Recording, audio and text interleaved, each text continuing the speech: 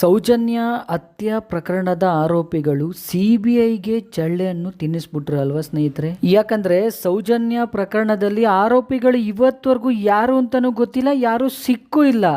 CBI ಅವ್ರಿಗೆ ಮತ್ತೆ police ಅವ್ರಿಗೆ ಚಳ್ಳೆಯನ್ನು ತಿನ್ನಿಸ್ಬಿಟ್ರು ಅಂದ್ರೆ ಸಾಮಾನ್ಯರ ಕೈಲಿ ತರ ಆಗುತ್ತಾ ಸ್ನೇಹಿತರೆ? Justice for Soujanya.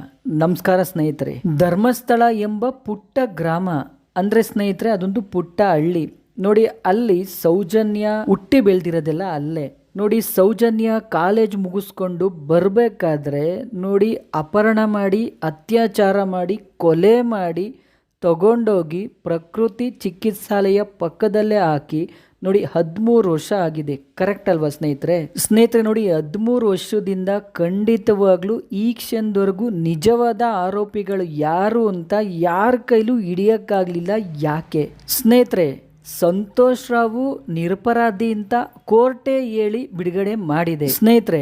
ನೋಡಿ ಕೆಲವರು ಕಮೆಂಟ್ ಮಾಡ್ತಾ ಇದ್ದಾರೆ, ನಿಜವಾದ ಆರೋಪಿ ಅಂದ್ರೆ ಅಪರಾಧಿ ಸಂತೋಷ್ ರಾವೆ ಅಂತ. ನಿಜವಾಗ್ಲೂ ನಿಮ್ಮ ಹತ್ರ ಏನಾದರೂ ಸಾಕ್ಷಿ ಇದ್ದರೆ ಯಾಕೆ ನೀವು ಸುಪ್ರೀಂ ಕೋರ್ಟ್ಗೆ ಹೋಗ್ತಾ ಇಲ್ಲ?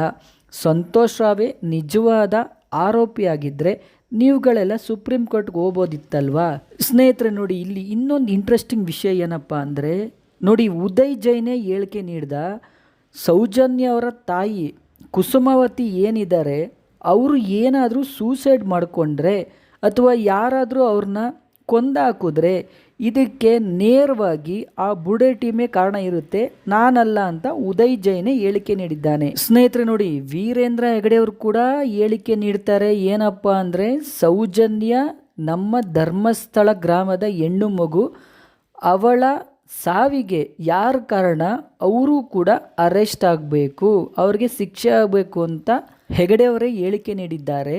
ಆದರೆ ಹೆಗಡೆಯವರು ಇನ್ನೊಂದು ಮಾತು ಹೇಳ್ತಾರೆ, ಏನಪ್ಪ ಅಂದರೆ ನಮ್ಮ ಕುಟುಂಬದ ಮೇಲೆ ಯಾಕೆ ಸೌಜನ್ಯ ಹೋರಾಟಗಾರರಿಗೆ ಇಷ್ಟೊಂದು ಕೋಪ, ನಾವಂಥದ್ದು ಏನು ಮಾಡಿಲ್ಲ ಅಂತ ಹೆಗಡೆಯವರೇ ಹೇಳಿಕೆ ನೀಡಿದ್ದಾರೆ ಸ್ನೇಹಿತರೆ. ನೋಡಿ ಸೌಜನ್ಯ ಪ್ರಕರಣ ತುಂಬ ಸೂಕ್ಷ್ಮವಾದ ಪ್ರಕರಣ. ನಾವು ಏನಂತ ಹೇಳ್ತಾ ಇದ್ದೀವಿ ಅಂದರೆ ನೋಡಿ, ಸೌಜನ್ಯ ಆ ಪುಟ್ಟ ಗ್ರಾಮದಲ್ಲಿ ಹುಟ್ಟಿರೋ ಹೆಣ್ಣು ಮಗು, ಅತ್ಯಾಚಾರ ಆಗಿ ಬರ್ಬರ ಕೊಲೆ ಆಗಿದ್ದಾಳೆ, 13 ವರ್ಷ ಕಳೆದೋಗಿದೆ. ಯಾರೋ ಒಬ್ಬ ಸಾಮಾನ್ಯ ಈ ಥರ ಮಾಡಿದರೆ ಇಷ್ಟೊತ್ತಿಗೆ ಅವನು ಅರೆಸ್ಟ್ ಆಗಿರೋನಲ್ವಾ? ಅಂದರೆ ಇದ್ರ ಹಿಂದೆಗಡೆ ಯಾರಾದರೂ ಪ್ರಬಲ ವ್ಯಕ್ತಿಗಳಿದ್ದಾರಾ ಸ್ನೇಹಿತರೆ? SIT ಇನ್ನು ತನಿಖೆಯಲ್ಲಿದೆ, ಅಂದರೆ ಪ್ರಗತಿಯಲ್ಲಿದೆ. ಈವರೆಗೂ ಯಾವುದೇ ರೀತಿ ಮಾಹಿತಿ ಕೊಟ್ಟಿಲ್ಲ ಅಧಿಕೃತವಾಗಿ. ಸೌಜನ್ಯನ ಹತ್ಯೆ ಮಾಡಿರೋ ಆರೋಪಿಗಳನ್ನ ಇವತ್ತವರೆಗೂ ಯಾಕೆ ಹಿಡಿಯಕ್ಕಾಗಿಲ್ಲ ಸ್ನೇಹಿತರೆ? ನಿಮ್ಮ ಅನಿಸಿಕೆ ಅಭಿಪ್ರಾಯ ನಮಗೆ ಕಮೆಂಟ್ ಮಾಡುವ ಮೂಲಕ ತಿಳಿಸಿ, ಹಾಗೂ ಸಬ್ಸ್ಕ್ರೈಬ್ ಮಾಡಿ, ಶೇರ್ ಮಾಡಿ. ವಿಡಿಯೋ ನೋಡಿದ್ದಕ್ಕಾಗಿ ಧನ್ಯವಾದಗಳು.